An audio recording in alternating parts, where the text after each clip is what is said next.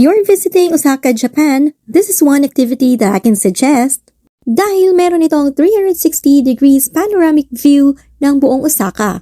At ito yung Umeda Sky Building.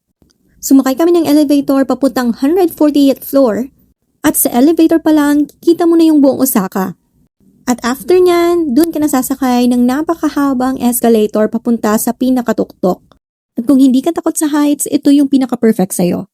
So pagpasok mo, i-present mo lang yung booking confirmation mo, tapos bibigyan ka ng ticket, and then pwede ka na mag-proceed sa taas. Nabook pala namin to online para sure na pagpunta namin hassle-free na at may discount pa. So i-use nyo yung discount codes ko, i-flash ko sa screen. I would also advise na pumunta kayo ng early, like mga 2 p.m. kasi maraming tao. At meron din silang available na food and drinks para pwede kayong kumain while nag-enjoy ng view. So nandun kami like around 3 p.m. until 7 p.m. at ito yung view. Nakita namin yung city lights. Ang ganda. So, i-book nyo na yung Umeda Sky Building. Yun lang. Bye!